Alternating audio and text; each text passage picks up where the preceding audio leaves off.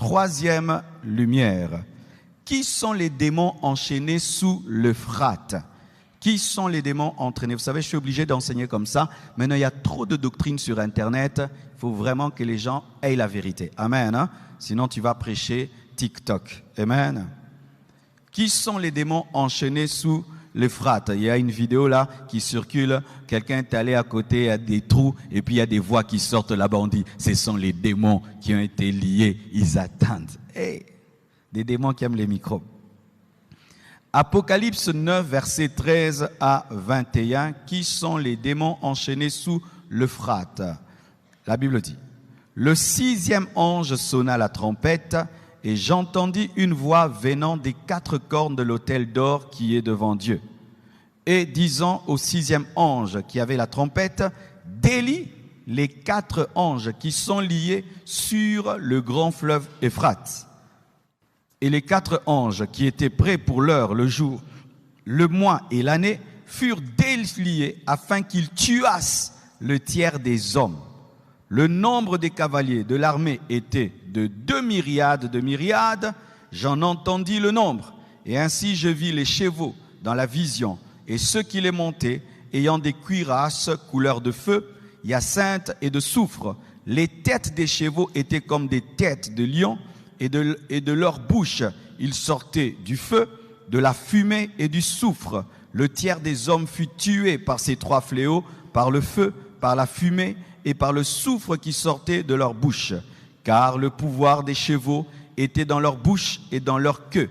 Leur queue était semblable à des serpents ayant des têtes, et c'est avec elles qu'ils faisaient du mal. Les autres hommes qui ne furent pas tués par ces fléaux ne se repentirent pas de leurs œuvres, de leurs mains, de manière à ne point adorer les démons et les idoles d'or, d'argent, d'airain, de pierre et de bois, qui ne peuvent ni voir, ni entendre, ni marcher, et ils ne se repentirent pas de leur meurtre, ni de leur enchantement, ni de leur impudicité, ni de leur vol.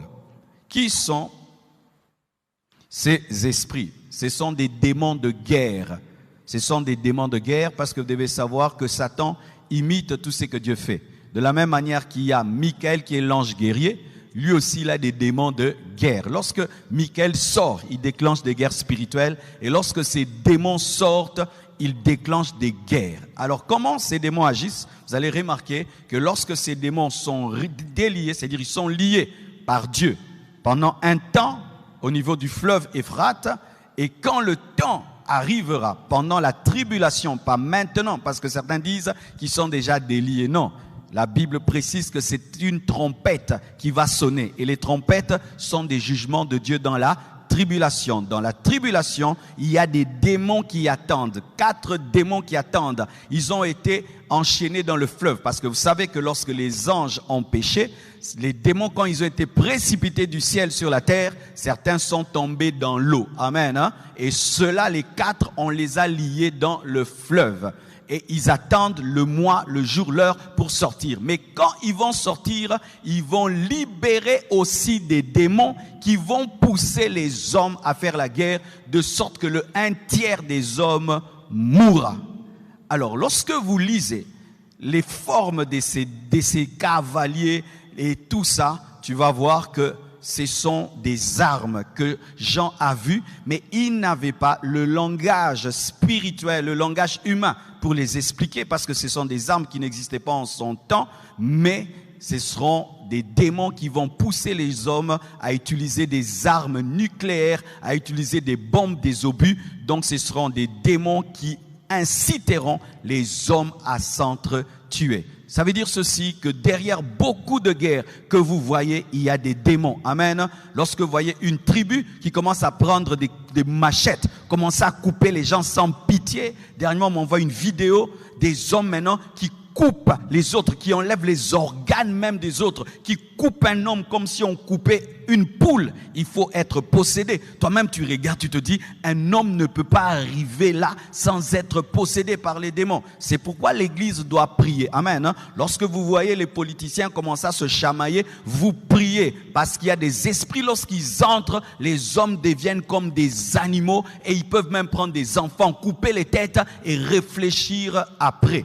Derrière la plupart des guerres, il y a des démons de guerre qui poussent les hommes à perdre la pitié, à perdre la compassion. Imagine, tu lances une bombe qui tue un tiers de la terre. Mais c'est terrible cela.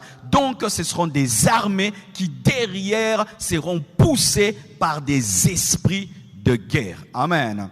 Mais aussi, lorsque tu étudies aussi la forme de ces esprits, de cette armée, tu vois aussi que cette armée aussi, c'est une armée démoniaque. C'est comme si Jean aussi n'a pas trop voulu expliquer la forme des démons et appelle armée. Mais si tu dessines ces choses, tu prends un papier et tu commences à dessiner, je demande au dessinateur de le faire, de commencer à dessiner des cavaliers qui sont des myriades, qui ont des têtes de chevaux et leurs têtes sont comme des lions et leurs bouches ont du feu, et tu regardes leur queue, il y a au niveau de la queue, il y a des serpents, mais c'est un esprit mauvais, ce sont des démons. Amen. Hein?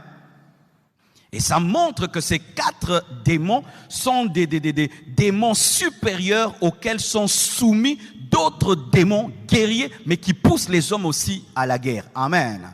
Donc c'est ça l'explication, mais voici la vérité, ces esprits n'ont pas encore été déliés comme certains sont en train de le dire. Ils attendent l'enlèvement de l'Église, ils attendent le règne de l'Antichrist, ils attendent le jugement dans la tribulation. Et qui va les relâcher? Ce n'est pas Satan. Bizarrement, c'est la trompette de Dieu qui sonne et il sort. Pour dire quoi? Que même les démons sont sous le contrôle de Dieu. Alléluia. Alléluia.